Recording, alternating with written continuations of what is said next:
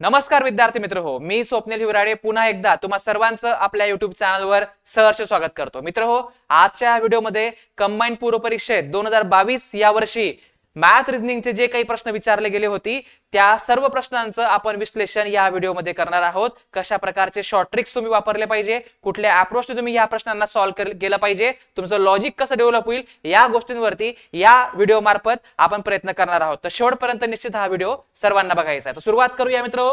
या प्रश्नाकडे जाऊया. पहिल्याच प्रश्नाकडे लक्षात घ्या काय म्हटलेलं आहे. दिलेल्या विधानाशी निगडीत कोणते गृहीतक बरोबर आहे. मग आता बघा, विधान दिलेले आहेत, काही गृहीतक दिलेले आहेत.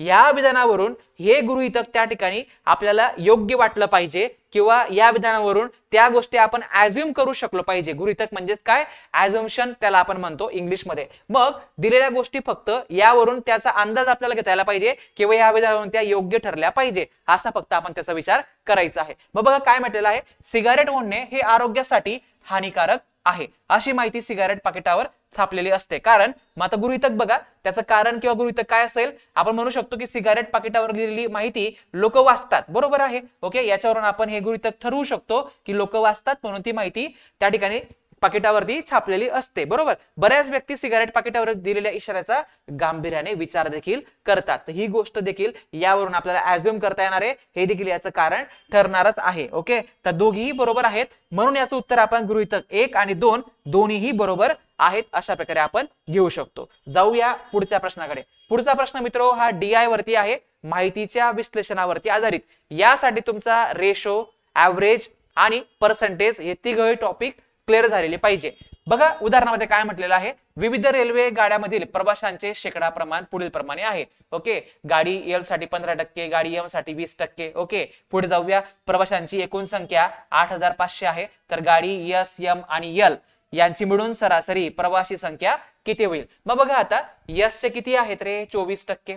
एम चे किती आहेत, 20%. एल चे किती आहेत, 15%. यांना एकत्र केलं हे 35 आणि हे 24, यांना जर आपण एकत्र केलं 59% होतील. मग एकूण संख्येच्या 8500 चे 59% घ्यायचे आपल्याला आणि सरासरी घेताना 3 संख्या आहेत म्हणून तिघांची सरासरी काढताना 3 ने भाग द्यावा लागेल, बरोबर. तर आपण इथं 3 ने या ठिकाणी भाग देऊ शकतो. मग हे 2 शून्य गेले, हे 2 शून्य गेली, वरती 85 गुणिले 59 यांचा गुणाकार आपण या ठिकाणी करूया, बरोबर. 85 गुणिले 59 यांचा गुणाकार करूया. 9 5 45, कॅरी 4 या ठिकाणी 9 8 72 आणि हे 4 76 होऊन जातील. तशाच पद्धतीने 5 गुणिले 5 म्हणजे या ठिकाणी 25, कॅरी 2, 5 8 40 आणि हे 2 42 होऊन जातील मित्र. आता यांची बेरीज जर केली 5 6 आणि 5 11, हातचाला 1, हे 10, कॅरी 1, 1 आणि 4 5, 5015 या ठिकाणी गुणाकार येणार आहे. भागीला आपण पुन्हा 3 करणार आहोत. ओके, मग 3 ने आपल्याला भाग देऊया. 3 1 3, उरले 2 या ठिकाणी 2 वर घेतला 0, 20 झाले. 3 सक 18 मित्र हो, बरोबर. उरले 2, 2 वर घेतला 1, 3 7 21 आणि पुढे 3 1 3, तरी देखील 2 उरतात. ओके, 2/3 म्हणजे याला आपण 0.66 लिहू शकतो, 0.66 लिहू शकतो. मग हे नियरेस्ट कुठल्या ऑप्शनला आहे, या पर्यायाला आहे 1672. सो अप्रॉक्सिमेट याचं आन्सर आपल्याला पर्याय क्रमांक 3 घेता येणार आहे.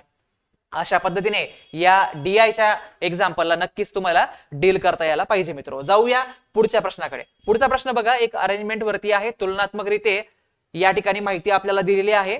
याची माहितीची व्यवस्थित पडताळणी करून व्यवस्थित डेटा अनालाइज करून तुम्हाला याला सॉल्व्ह करायचं आहे. आंब्याचे झाड पेरू व लिंबूच्या झाडाच्या मध्ये आहे. लक्षात घ्या, आंब्याचे झाड आहे ना, हे पेरू व लिंबूच्या झाडाच्या मध्ये आहे. 2 प्रकारे लिहिता येईल. आंब्याचे झाड एकतर आता आधी लिंबू असू शकतो सुरुवातीला, नंतर पेरू असू शकतो. ठीक आहे, पुढे जाऊया आपण.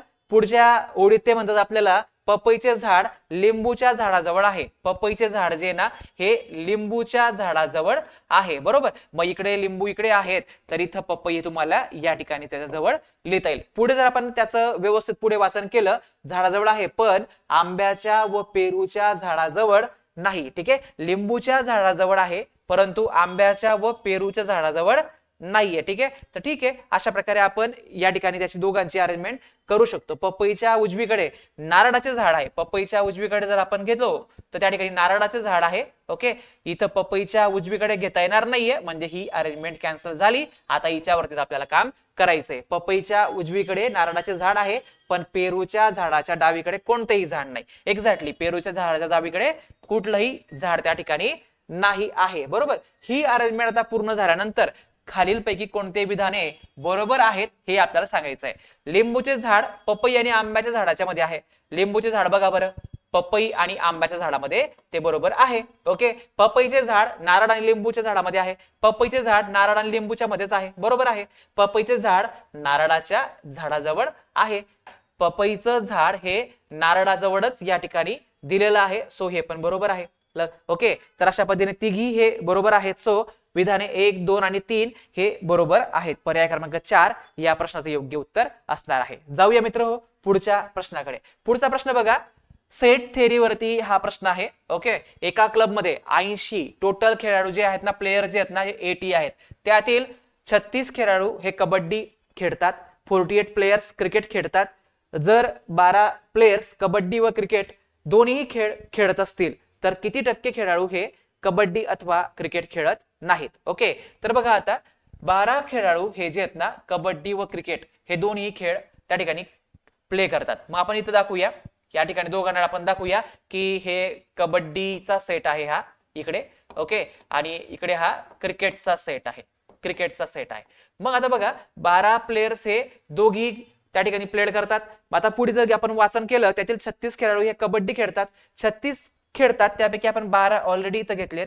ओके, कबड्डीसाठीचे. मी काय आपण किती लिहिणार, 24 इथं फक्त कबड्डीसाठी असतील. मग 48 प्लेयर्स हे क्रिकेट खेळतात. 48 प्लेयर्स हे क्रिकेट खेळतात, तर 48 पैकी 12 इथं घेतले गेले आहेत. तर इथं आपण किती घेणार, 36 घेणार. बस, ही अरेंजमेंट तुम्हाला समजली पाहिजे. यांची फक्त आता बेरीज करायची. 24 आणि 12 36 आणि 36 पुन्हा 72 झाले. मग 72% हे काही ना काही गेम्स त्या ठिकाणी प्लेड करतात. बरोबर, मग अशा रीतीने आपल्याला सांगता येईल की 8 लोक हे काही कुठल्याही प्रकारचं नो गेम्स त्या ठिकाणी खेळतात. ओके, 8 लोक किती पैकी रे, 80 पैकी. प्रश्न काय म्हणतो बघा, तर किती टक्के खेळाडू कबड्डी अथवा क्रिकेट हे खेळत नाहीयेत. मग 8 लोक खेळत नाहीयेत, किती पैकी, 80 पैकी. मग 8 लोक 80 पैकी टक्केवारीत काढायचं, तुम्हाला टक्केवारीत काढायचं आहे. ओके, टक्केवारीत जर याला काढायचं आहे तर 0 गेला 0 गेला, 8 1 8 8 1 8, म्हणजेच रिमेनिंग 10% याचं उत्तर होऊन जाणार आहे. पर्याय क्रमांक 3 मध्ये याचं योग्य आन्सर दिलेलं आहे. आय होप तुम्हाला सर्वांना या प्रश्नाचं उत्तर समजलं असेल. पुढच्या प्रश्नाकडे जाऊया. ABCD आणि E आणि F एका ओळीत उभे आहेत. बरोबर, B हा F आणि D च्या मध्ये आहे. B हा F आणि D च्या मध्ये आहे. हा प्रश्न मित्र आयोगाने रद्द केलेला आहे. बरोबर, तर का रद्द केलेला आहे त्याचंही तुम्हाला मी या ठिकाणी सांगण्याचा प्रयत्न करतो. बी हा F आणि D च्या मध्ये उभा आहे. आपण बी ला F आणि D च्या मध्ये 2 वेळेने दाखवू शकतो. इकडे D असू शकतो, इथं B, तर इथं काय होऊन जाईल, F होऊन जाईल. पुढची माहिती जर आपण वाचली, E हा A आणि C च्या मध्ये उभा आहे. E हा A आणि C च्या, बघा लक्षात घ्या, E आणि C च्या मध्ये, E आणि C च्या मध्ये A आहे. E आणि C च्या मध्ये A आहे. A हा F किंवा D च्या लगेच पुढे नाही. F किंवा D च्या लगेच पुढे नाही. कोणाबद्दल म्हटलं त्यांनी, A बद्दल त्यांनी म्हटलेलं आहे. म्हणजेच या ठिकाणी D च्या लगेच पुढे A येत नाही. आपण जर अशा प्रकारे गेलो तर EAC घेऊ शकतो, EAC आपण घेऊ शकतो. दोघी ठिकाणी आपण फिट करू शकतो. म्हणजेच या दोघी अरेंजमेंट त्या ठिकाणी होत होत्या. सो मे बी म्हणून काही जणांनी त्यावरती ऑब्जेक्शन घेतलं असेल. सो आयोगाने हा प्रश्न त्या ठिकाणी कॅन्सल केलेला आहे. ओके, चला जाऊया पुढच्या प्रश्नाकडे. पुढचा प्रश्न बघा, इंग्रजी अल्फाबेट्स वरती हा प्रश्न आहे. काय म्हटलंय बघा, A ते M मधील अक्षरे अनुक्रमे 1 ते 13 पर्यंतची संख्या दर्शवतात आणि N 0 दर्शवित असेल. ओके, 0 ते Z मधील अक्षरे, O ते Z मधील अक्षरे अनुक्रमे -1 ते 12 पर्यंत असतील तर सक्सेस दर्शवणाऱ्या पूर्णांकाची बेरीज किती असेल.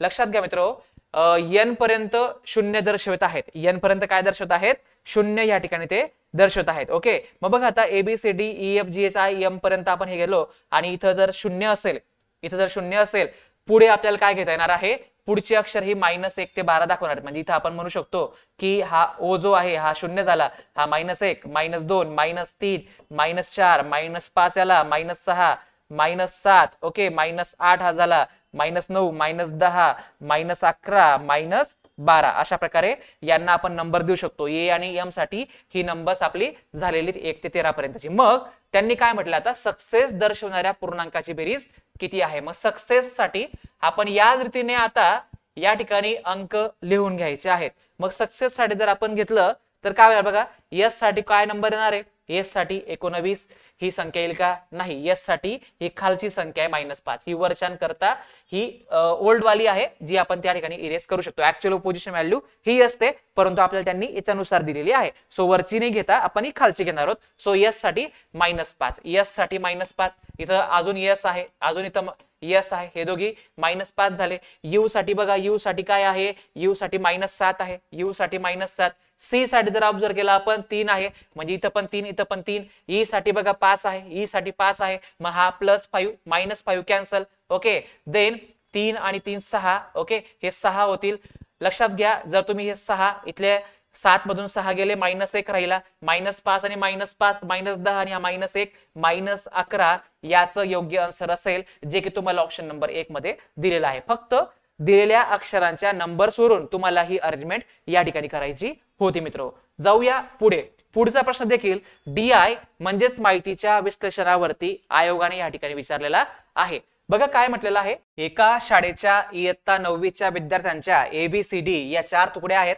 खाली दिलेल्या तक्त्यात सामायिक आणि वार्षिक परीक्षेचा निकाल दर्शवला आहे. तुकडी ए, तुकडी बी, तुकडी सी आणि तुकडी डी साठी आहे. प्रश्न काय म्हणतोय बघा, तर वार्षिक परीक्षेत कोणत्या तुकडीचे पास होण्याचे प्रमाण सर्वात जास्त आहे हे आपल्याला या ठिकाणी बघायचंय. मग पास होण्याचं प्रमाण ठरवण्यासाठी सर्व तुकडींचा आपल्याला हिशोबादी करून घ्यावा लागेल. टोटल आपल्याला या ठिकाणी काढून घ्यावे लागेल. ओके, मग यांची बेरीज जर केली आपण 4 आणि 4 8, 8 आणि 8 16, 16 आणि 4 20, त्यापैकी 0 कॅरी 2, 2 आणि 2 4, 1 5, 5 आणि 6 11, 110 या ठिकाणी होऊन जाईल. यांची बेरीज जर केली आपण या ठिकाणी 13 आणि 17 हे होतील 30, 30 आणि 25 55 आणि 5 60, 60 आणि 50 पुन्हा 110 होऊन जाईल. पुढे यांची बेरीज जर केली आपण या ठिकाणी तर 8 आणि 5 13, 13 आणि 1 14, 14 आणि 6 20 पैकी 0, हाताला 2, 2 आणि 2 4, 5, 5 आणि 4 9. ओके, यांची बेरीज जर केली तर 17 आणि 18 ते 15 आणि ते 20 35, 35 आणि हे 15 50, 50 आणि 70 120 यांची बेरीज होईल. मग पास होणारे विद्यार्थी जर बघितले तर बघा, वार्षिक परीक्षेत उत्तीर्णचा हा एक टेबल आणि दोन्ही परीक्षेत उत्तीर्ण हा एक रो आपल्याला कन्सिडर करता येईल. म्हणजेच तुम्हाला 14 आणि 64 या ठिकाणी 13 आणि 55, 18 आणि 46, 18 आणि 70 यांची बेरीज घ्यायची आणि टक्केवारीमध्ये ते काढण्याचा मांडण्याचा प्रयत्न करायचा आहे. 14 आणि 64 यांची बेरीज जर केली तर 78 भागीला या ठिकाणी 110. ओके, दुसऱ्या तुकडीसाठी 13 आणि 55 68 भागीला 110 करावं लागेल. त्याच रीतीने या ठिकाणी 8 मिळवले पहिल्यांदा 46 मध्ये तर 54 म्हणजेच आणि हे 10 64 होऊन जाईल, डिवाइड बाय 90 घ्यावं लागेल. तशाच पद्धतीने 18 आणि 70 याचं आपण जर या ठिकाणी बेरीज केली तर ती 88 भागीला 120 होऊन जाईल. आणि जर आता तुम्ही याला सॉल्व्ह करण्याचा प्रयत्न केला तर बघा सर्व ठिकाणी 0 आहे. आपण समजा 0 कन्सिडर न करता या ठिकाणी डायरेक्टली भाग देण्याचा प्रयत्न केला तर आपण कोणाची जास्त व्हॅल्यू येईल त्यावरून त्या ठिकाणी जास्त प्रमाण कोणाचं आहे हे आपल्याला ठरवता येणार आहे. मग बघा काय होऊ शकतं, 11 7 77 उरला 1. ओके, उरला 1 या ठिकाणी एकावर घेतला 0 तर 10 झाले, तर म्हणजे इथं 70% आपण अप्रॉक्सिमेट या ठिकाणी म्हणू शकतो. पुढे जाऊया, फक्त 2 घरांपर्यंत आपण विचार करूया. त्यानंतर इथं 11 सक 66 उरले 2, 2 घेतला 0, 11 1 11, इथं 61 येऊ शकणार आहे. 9 ने भाग दिला आपण याला, 9 7 63 उरला 1, 1 घेतला 0, 9 1 9. ओके, 12 7 84, 12 7 84 उरले 4, 4 घेतला 0, 40 झाले, 12 3 36 म्हणजे 73 हे आन्सर या तुकडी डी साठी जास्त येत आहे. सो डी चं पास होण्याचं प्रमाण जास्त आहे असा अंदाज अप्रॉक्सिमेटली आपण या कॅल्क्युलेशन वरून या ठिकाणी घेऊ शकतो. जाऊया पुढच्या प्रश्नाकडे. बघा, नंबर सिरीजचा मिसिंग नंबरचा प्रश्न आहे. उत्तर आला तर काही वेळ येतील, पण मात्र या प्रश्नावर जास्त टाइम द्यायचा नसतो परीक्षेमध्ये. 1 मिनिटाच्या आत लॉजिक मिळत असेल तर ट्राय करा, नाहीतर याला स्किप करून पुढच्या प्रश्नांकडे नक्की जाण्याचा प्रयत्न करायचा आहे. या ठिकाणी लॉजिक काय मित्र लक्षात घ्या, या ठिकाणी लॉजिक असं आहे की पहिल्यांदा यांची बेरीज करायची आहे. 12 आणि 18 यांची बेरीज जर केली, यांना जर ऍड केलं 30, 30 चे डबल करा 60 होतील, 60 मधून 5 वजा करा, तुम्हाला त्या ठिकाणी येणारं उत्तर 55 हे या ठिकाणी मध्ये दिलेलं आहे. त्या रीतीने 22 आणि 20 42, 42 चे डबल केले 84, 84 मधून जर 5 वजा केले तर 79 बरोबर या ठिकाणी दिलेलं आहे. त्याचप्रमाणे मग आता या ठिकाणी केलं आपण 58, 58 गुणिला 2 जर आपण केले तर 82 16 कॅरी 1, 5 दुने 10 आणि 1 11. ओके, यामधून आपण जर 5 वजा केले तर तुम्हाला 111 मिळणार आहे, जे की तुम्हाला ऑप्शन नंबर 2 मध्ये दिलेला आहे. चला जाऊया पुढच्या प्रश्नाकडे. एका सांकेतिक लिपीत रेडला आपण 9 लिहितो. रेड या स्थानांची, याच्या अक्षरांच्या स्थानांचे नंबर जर घेतले, हा आर 18व्या प्लेसला आहे, ई हा 5व्या प्लेसला आहे, डी हा 4 प्लेसला आहे. यांची बेरीज जर केली तर 27 आहे. ओके, तर 27 ला 3 अक्षर आहेत म्हणून 3 ने भाग दिलेला आहे, सो 9 याचा आन्सर आहे. तशाच प्रकारे यांच्या बेरजेला 4 अक्षर आहेत म्हणून 4 ने भाग द्यायचा तर तुम्हाला 10 मिळेल. तशाच प्रकारे मग याचं उत्तर काढताना तुम्हाला याच्या क्रमांकाची बेरीज करायची, 5 अक्षर आहेत म्हणून 5 ने भाग द्यायचा आहे. बरोबर. मग डब्ल्यू साठी बघूया. डब्ल्यू साठी काय होईल, 23 घ्यायचं आहे, अधिक एच साठी घ्या, एच साठी 8 आहे, सो एच साठी 8 आहे. आय साठी बघा, आय साठी 9 आहे, अधिक 9. टी साठी बघा, टी साठी 20 असतो नेहमी, ई साठी पुन्हा 5 असेल. यांची बेरीज जर केली तर काय होईल बघा, 20 आणि 5 25, 25 आणि 9 या ठिकाणी 34, 34 आणि 8 42, 42 आणि 3 45 आणि हे 20 65, 65. किती अक्षर आहेत, 5 म्हणून 5 ने भाग द्यायचा, 5 1 5, 5 त्रिक 15 म्हणजे याचा आन्सर 13 हे आहे, पर्याय क्रमांक 1 मध्ये दिलेला आहे. ओके, तर व्यवस्थित हे प्रश्न आपण सॉल्व्ह करू शकतो. पुढचा प्रश्न टाइम स्पीड डिस्टन्स वरती आहे. आगगाडीत बसून एक व्यक्ती इलेक्ट्रिक खांबाची संख्या मोजते. बरोबर, 2 खांबातील अंतर 50 मीटर आहे, म्हणजेच पहिला खांब आणि त्याच्यानंतरचा खांब या दोघांमधील अंतर जे आहे ना ते 50 मीटरचं या ठिकाणी दिलेलं आहे. आणि त्या आगगाडीचा वेग ताशी 40 किलोमीटर आहे, तर 5601 खांब मोजण्यासाठी किती तास लागतील. मग तो सुरुवात करताना पुढे जात राहील. ओके, तर डिस्टन्स कव्हर होताना एक खांब नक्कीच त्या ठिकाणी कमी होणार आहे, म्हणजेच आपण हिशोब करताना डिस्टन्सचा हिशोब करताना 5600 गुणिला तुम्हाला त्याचा अंतर 50 करावं लागेल, तेव्हा तुम्हाला टोटल डिस्टन्स त्या ठिकाणी त्याचं मिळणार आहे. कारण की वेळ तासामध्ये निघणार आहे, टाइम काढताना तुम्हाला डिस्टन्स अपॉन स्पीड लागणार आहे. मग जर तुम्ही याचा गुणाकार या ठिकाणी केला तर हे तिघ शून्य आधी 5 × 30, त्यापैकी 0 कॅरी 3, 5 × 5 25 आणि 3 28. तर हे आहे आता मीटर मध्ये, हे आहे मीटर मध्ये. तर डिस्टन्स आपलं किलोमीटर मध्ये घेताना 1000 याला भाग दिल्यावरती 280 किलोमीटर येऊन जाईल. ओके, मग टाइम काढताना 280 भागीला जो स्पीड आहे ना तो 40 ताशी वेगाने आहे, 40 ने भाग द्यायचा, 0 गेला 0 गेला, 4 1 4, 4 7 28 म्हणजे टाइम जो आहे ना हा 7 hours 7 तास येणार आहे. अशा प्रकारे सिंपली या प्रश्नाला तुम्ही सॉल्व्ह करू शकता. जाऊया पुढे.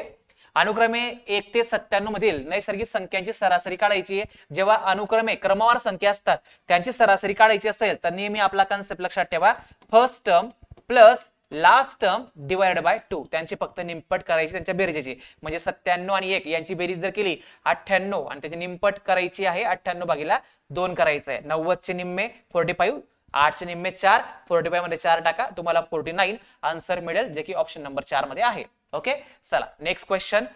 पुन्हा टीएसडी वरती प्रश्न आहे. 250 मीटर लांबीची रेल्वे गाडी ताशी 45 किमी वेगाने धावते. ओके, तर 250 मीटर लांबीचा प्लॅटफॉर्म ओलांडण्यासाठी किती वेळ लागेल. टाइम काढायचा आहे. टाइम म्हणजे डिस्टन्स, 250 ची रेल्वे गाडी आहे, प्लॅटफॉर्म 250 चा, एकूण डिस्टन्स 500 झालं. ओके, डिस्टन्स वरती आहे, खाली आपल्याला स्पीड घ्यायचा आहे. ओके, 45 आहे. आता ह्या स्पीड किलोमीटर मध्ये आहे आणि डिस्टन्स आपलं मीटर मध्ये आहे. ओके, मग याला मीटर मध्ये करताना तुम्हाला 5/18 ने याला मल्टिप्लाय करावं लागेल. मग 9 5 45, 9 दुने 18 बरोबर. मग हा 2 वरती जाईल, हा 2 वरती मल्टिप्लाय करेल, 500 गुणिला 2 आणि हा खाली 5 गुणिला 5 म्हणजेच 25 तुम्हाला घेता येईल. 25 1 25, 25 दुने 50 आणि हा 0, तर 20 दुने 40 सेकंद त्या ठिकाणी वेळ लागणार आहे. 40 सेकंद त्या ठिकाणी वेळ लागणार आहे. बरोबर, याला पण आपण मीटर पर सेकंद मध्ये गेलो होतो, मीटर मीटर कॅन्सल, आपल्याला येणार आन्सर हे आता सेकंद मध्ये मिळणार आहे. सो आपला answer 40 second is a right answer. So next question कडे जाऊया. रवीने सुधीरला एक वस्तू 6% नफ्याने विकली.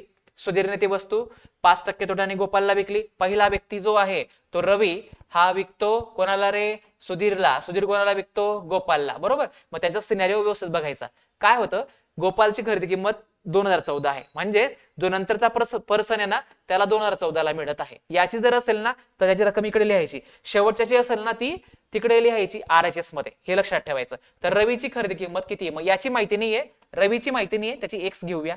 मग हा पहिल्यांदा काय करतो? 6% नफ्याने विकतो, म्हणजे 100 मागे तो 6 रुपये कमवतो, म्हणजे 106 या ठिकाणी आपण घेऊया. गुणीला आता सुधीरने ती वस्तू 5% तोट्याने विकली, म्हणजे 100 मागे त्याला 5चा लॉस होतो, म्हणजे गुणीला 95/100 करू शकतो. आणि आता ती गोपालला देताना तो 2014 रुपयांना त्या ठिकाणी देतो. मग याला सोपं रूप द्या या ठिकाणी आणि त्यांना तिकडे घेऊन आपण जाऊ शकतो. मग बघा आता काय होणार आहे. 5 5, ओके, उरले 4 घेतला 5, 5 9 45, 5 2 10, 5 0 0. याला जर भाग दिला आपण 2 ने भाग देऊ शकतो आपण या ठिकाणी. बे 5 10, बे 3 6, ओके, बे 5 10 आणि हा या ठिकाणी 0. बरोबर. 53/50. मग आता तिकडे घेऊन जाऊ या किमतींना. x बरोबर 2014 गुणीला हा 20/19 होऊन जाईल. पुढे गुणीला हा 50 इकडे जातोय, गुणीला या ठिकाणी हा 53 येतोय. ओके. मग आता 19 ने याला भाग देऊया आपण. काय होणार बघा. 19 1 19, ओके, उरला 1, एकावर घेतला पुढचा 1 भाग जाणार नाही म्हणून 0. नंतर 19 + 114 होतात. मग 53 याला भाग जाईल. 53 1 53, 53 दुने 106 आपल्याला म्हणता येईल. मग बे 5 10, 10 दुने 20, 20 वरती हे 2 शून्य लावून घेऊया आपण या ठिकाणी. तर रुपये 2000 याचं आन्सर आहे, जे की पर्याय क्रमांक 1 मध्ये आहे. सिंपल प्रोसेस वापरायची आहे, तुम्हाला या लॉजिकने याचं उत्तर काढता येणार आहे. जाऊया पुढच्या प्रश्नाकडे. पुढचा प्रश्न बघा. एक माणूस मुंबईहून पुण्याला 4 किलोमीटर प्रति तास वेगाने जातो. ओके. मुंबई टू पुणे जातो आहे. त्याचा स्पीड जो आहे तो 4 किलोमीटर जाण्याचा आहे.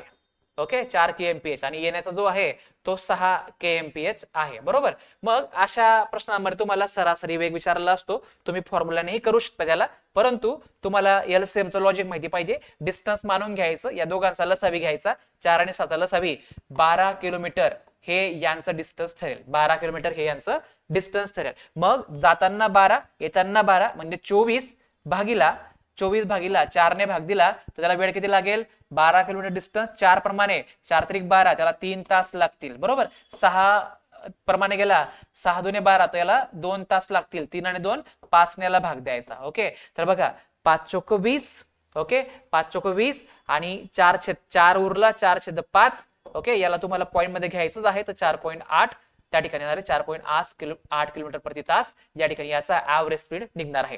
तुम्ही याला सॉल्व्ह करताना 2ab, ओके, भागीला a अधिक b हा फॉर्म्युलाही वापरू शकतात, परंतु 2 स्पीड असतील, 3 स्पीड असतील, 4 स्पीड असतील तेव्हा मात्र तुम्हाला LCM ची पद्धत ही फार फायदेशीर ठरते. सो दोघी तुम्हाला गोष्टी माहिती पाहिजे. जाऊया पुढे. काम कार्डचं प्रश्न आहे, टाइम अँड वर्कचं. वाचूया. A आणि B काम एकत्रितपणे 15 दिवसात करतात, म्हणजे A आणि B जो आहे या दोघांना एक काम करायला 15 दिवस लागतात. तेच काम या ठिकाणी B हा 20 दिवसात करतो. B हा जो आहे ना 20 दिवसात करतो. तर एकटा A ते काम किती दिवसात करेल? मग दिलेल्या दिवसांचा नेहमी लसावी घ्यायचा आपल्या पद्धतीने. याचा लसावी 60 युनिट होऊन जाईल.